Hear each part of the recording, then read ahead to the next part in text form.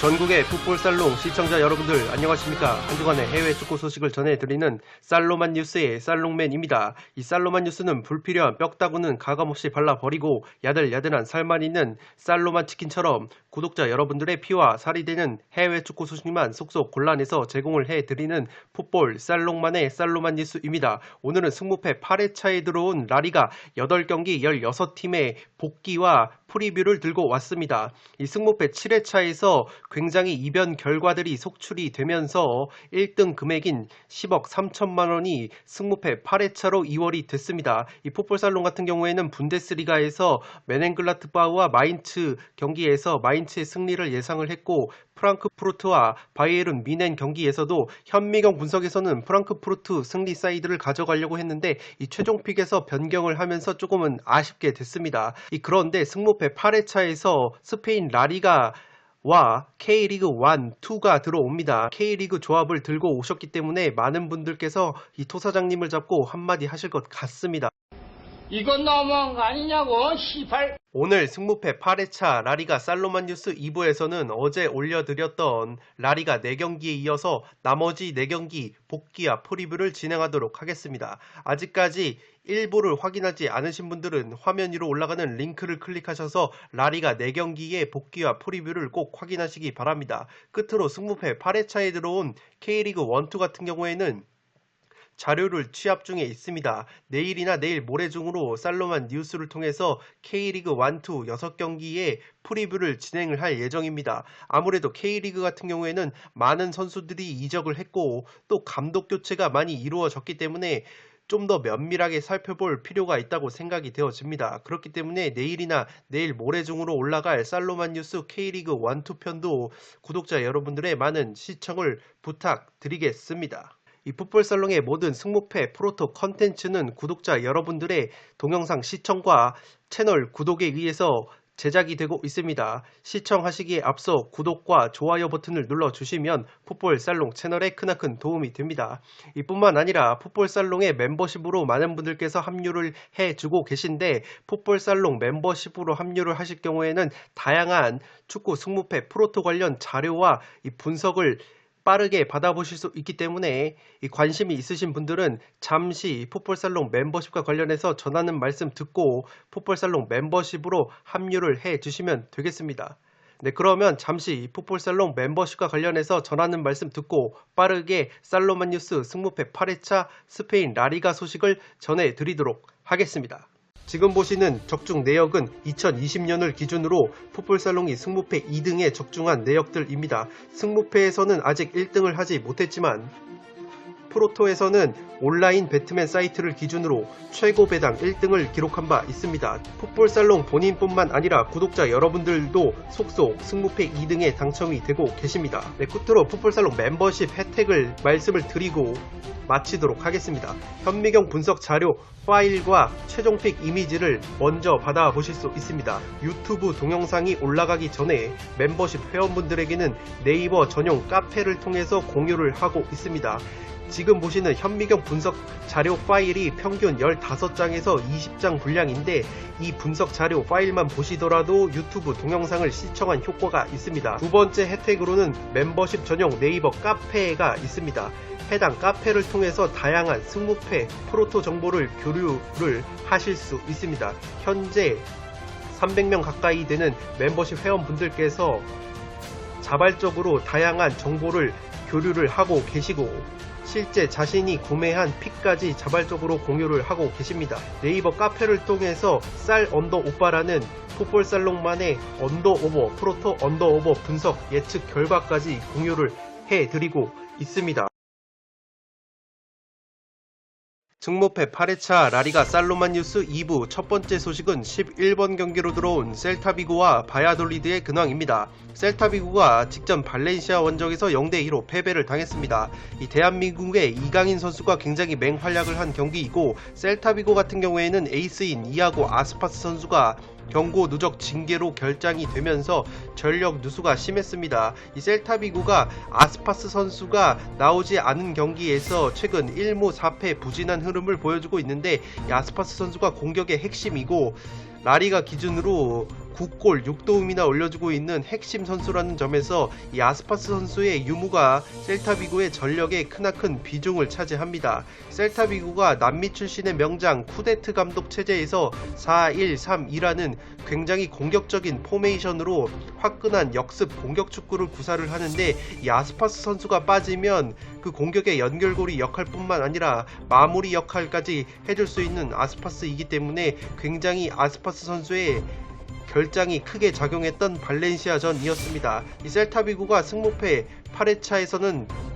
바야돌리드를 홈에서 맞대결을 펼치는데, 지난 9월 바야돌리드 원정에서는 1대1 무승부에 그쳤는데 이 경기에서 아스파스 선수가 골을 넣은 바 있습니다. 그렇기 때문에 이번에는 아스파스 선수가 징계에서 돌아온다는 점에서 셀타비고 쪽을 믿어볼 만한 매치업이라고 생각이 되어지고, 이 셀타비고를 믿어볼 만한 것이 올 시즌 라리가를 기준으로 홈에서는 6승이다 거둔 셀타비고인데, 이 원정만 가면은 1승 밖에 거두지 못하는 고자다운 경기력을 보여주는 것이 셀타비고입니다. 그렇기 때문에 셀타비고는 홈과 원정에서 경기력 차이가 굉장히 심하고 홈에서 훨씬 더 좋은 모습을 보여준다는 점을 체크를 해 두시기 바랍니다. 다만 셀타비고가 직전 발렌시아전에서 주전 골키퍼인 블랑코 선수가 레드카드 퇴장을 받으면서 바야돌리드전에 나설 수 없습니다. 우리나라의 이강인 선수가 예리한 스루패스를 찔러서 셀타비고의 골키퍼 블랑코 선수의 퇴장을 유도했는데, 어쨌든 블랑코 선수는 바야돌리드전에 나설 수 없다는 점도 체크를 해 두시기 바라고, 이 바야돌리드 같은 경우가 최근에 부진의 늪에 빠졌습니다. 라리가 7경기를 기준으로 3무 4패 부진에 빠졌는데, 그래도 직전 레알 마드리드와의 홈 경기에서는 한 골차 석패를 당했습니다. 이 바야돌리드가 최근에 마르코스 안드레라는 공격수가 부상으로 빠진 이후에 와이즈만과 오레아나 같은 선수들도 덩달아 부진의 늪에 빠지면서 공격력 자체가 살아나지 않는다는 점이 약점이라고 항상 말씀을 드렸는데, 그래도 직전 레알 마드리드전에서는 오레아나 선수가 모처럼 날카로운 슈팅을 2차례 정도 때렸는데, 레알 마드리드의 골키퍼 쿠르투아의 선방에 모두 막히면서 이 득점에 실패를 했습니다. 이 오레아나 선수가 에이바르에서 활약을 하던 플레이메이커인데 바야돌리드로 이적을 하고 나서는 기대 이하의 활약을 보여주고 있습니다.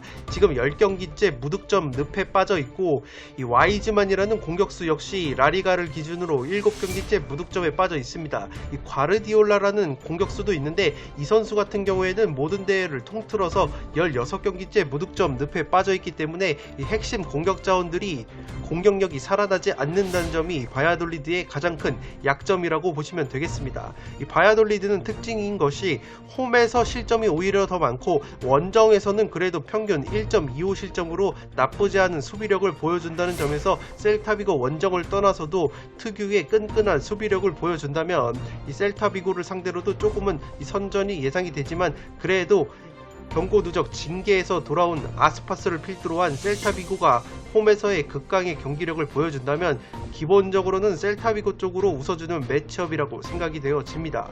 이 선수가 셀타비고의 주장이자 공격 에이스인데, 셀타비고의 아스파스 선수가 빠지면서 최근에 부진한 성적을 보였던 적이 있습니다. 이 셀타비고가 아스파스 선수가 없을 때 1무 4패라는 안 좋은 성적표를 받은 바 있고, 그렇기 때문에 이 셀타비고의 감독인 쿠데트 감독이 이런 노래가 절로 나올 것 같습니다. 그대 없이는 못 살아, 나 혼자서는 못 살아.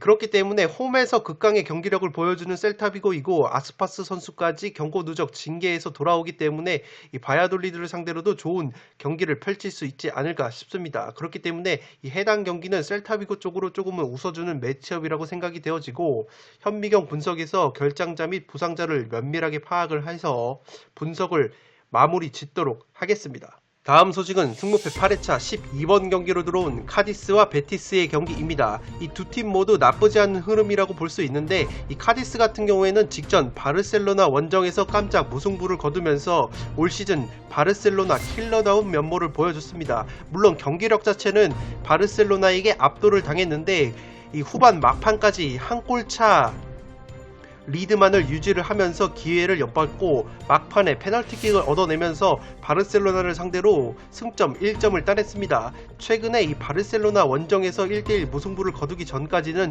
4연패 수렁에 빠졌던 카디스인데, 그래도 바르셀로나라는 거함을 또다시 덜미를 잡았기 때문에 카디스 역시 베티스전을 앞두고 자신감 자체는 한껏 올라올 것 같습니다.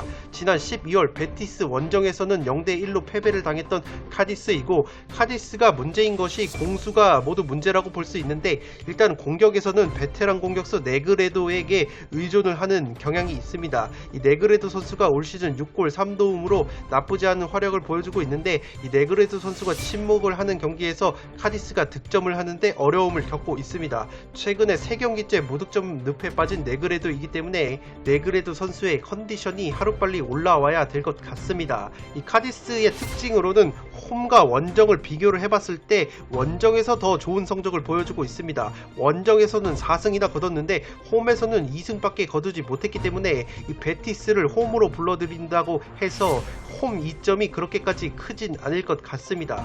이 라리가 최다 실점 2등 팀이고, 홈 경기를 기준으로 봤을 때는 실점이 최다 실점입니다. 21골을 실점을 하고 있는 카디스이기 때문에 최근에 막강한 화력과 좋은 경기력을 보여주고 있는 베티스를 상대로 그렇게까지 좋은 경기를 할 수 있을지 의문이 드는 매치업입니다. 이 베티스는 직전 헤타페와의 홈 경기에서도 1대0 신승을 거두면서 최근 라리가 7경기를 기준으로 5승 1무 1패 2연승 상승세를 이어갔습니다.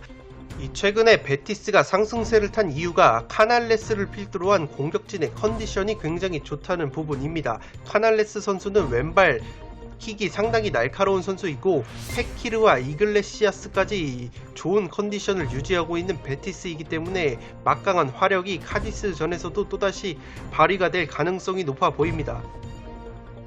이 펠레그린이라는 명장 감독 체제에서 4-2-3-1 포메이션을 플랜 A로 들고 나오는 베티스인데, 그만큼 쇼패스 빌드업과 공격적인 축구를 추구하는 베티스이기 때문에 카디스 전에서도 빠꾸 없는 공격 축구를 구사를 할 것으로 보입니다.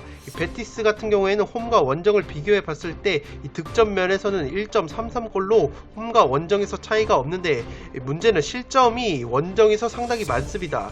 홈에서는 평균 1.25 실점으로 나쁘지 않은 수비력을 보여주고 있는데, 원정만 가면은 1.92골이라는 평균 2골에 가까운 실점을 하고 있기 때문에 이 카디스를 상대로도 실점을 할 가능성은 조금 있어 보입니다. 그렇기 때문에 이 경기는 베티스 쪽으로 조금은 웃어주는 요소가 많지만, 베티스가 원정에서 실점이 많다는 점에서 최근 카디스가 바르셀로나와의 원정 경기에서 1대1 무승부를 거둔 상승세가 있기 때문에 조금은 주의가 필요할 것으로 보입니다. 포토 오브 더 매치에서 소개해드릴 두 인물은 베티스의 감독과 에이스입니다. 왼쪽이 펠레그리니 감독이고 오른쪽이 카날레스 선수인데, 이 감독님과 카날레스가 인연이 있습니다. 2010년도로 거슬러 올라가는데, 2010년도에 펠레그리니 감독이 레알 마드리드의 지휘봉을 잡았었는데, 당시에 스페인에서 굉장한 유망주로 꼽혔던 카날레스 선수를 레알 마드리드로 영입을 했습니다. 그런데 펠레그리니 감독이 경질이 되고 무리뉴 감독이 들어오면서 무리뉴 감독이 플레이메이커로 메스투 외질 선수를 영입을 하면서 카날레스 선수가 설 자리가 없어졌습니다. 이후에 카날레스 선수가 십자인대 부상을 3차례 정도 당하면서 부침을 겪었고, 여러 팀을 떠돌다가 베티스에 정착을 했는데, 이 베티스에서 펠레그리니 감독과 올 시즌 재회를 했습니다.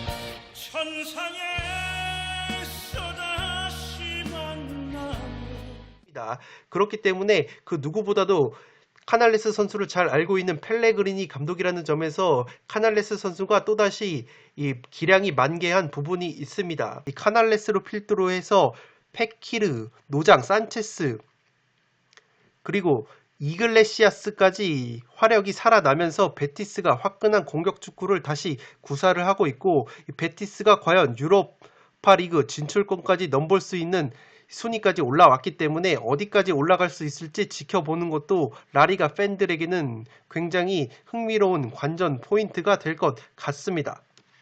승무패 8회차 13번 경기로 들어온 그라나다와 엘체의 근황입니다. 이 그라나다가 직전 우에스카 원정에서 2대3 역전패를 당했습니다. 그라나다를 말씀을 드리면서 홈과 원정에서의 경기력 차이가 심하다고 말씀을 드리는데 원정에서 우에스카에게 또다시 덜미가 잡혔습니다. 이 우에스카 원정을 떠나기 전에는 유로파리그 홈 경기에서 무려 나폴리를 잡아내면서 상승세를 타는가 싶었는데 또다시 원정 고자다운 경기력을 보여주면서 우에스카에게 역전패를 당한 그라나다입니다. 최근에 라리가를 기준으로 봤을 때 3무 3패 2연패 수렁에 빠진 그라나다이기 때문에 반드시 홈 경기에서 엘체를 상대로 분위기 반전이 필요한 시점이라고 보여집니다. 유로파리그 병행 후에는 좋지 못한 성적을 보여주는 그라나다이기 때문에 이번 주 금요일 새벽에 유로파리그 나폴리 원정을 떠난다는 점에서 또다시 그라나다가 체력적인 부침이 있을 수도 있어 보입니다.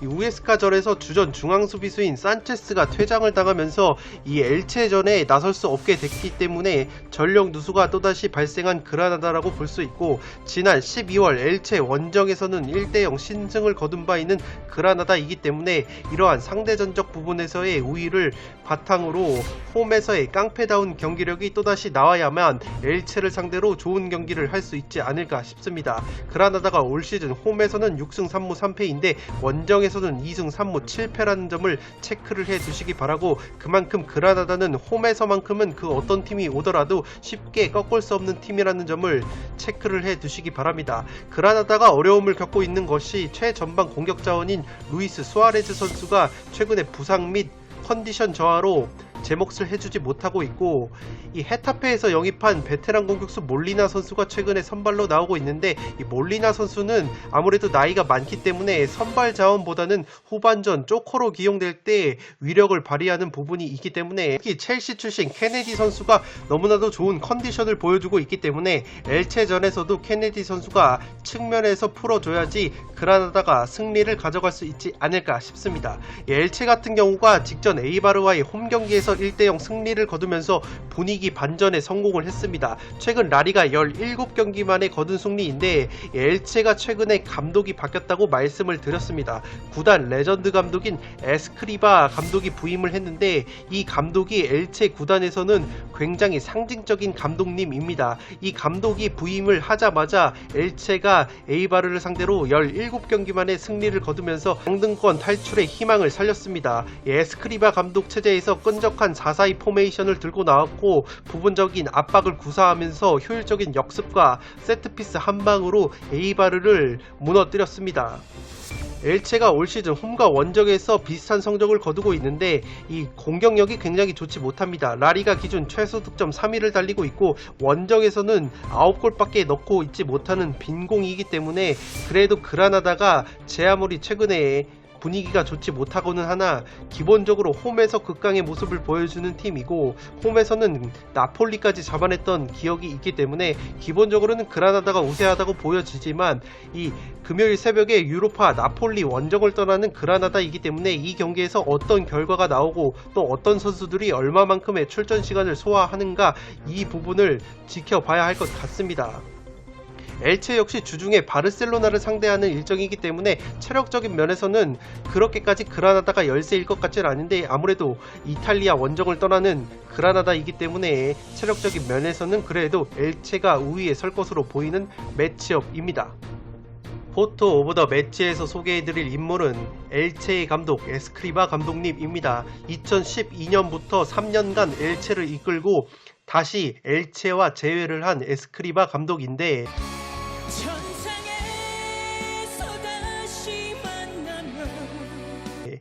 이 감독님이 2012년도에 엘체에 부임을 해서 부임 첫 시즌에 엘체를 2부 리그에서 1부 리그로 승격을 시킨 장본인입니다.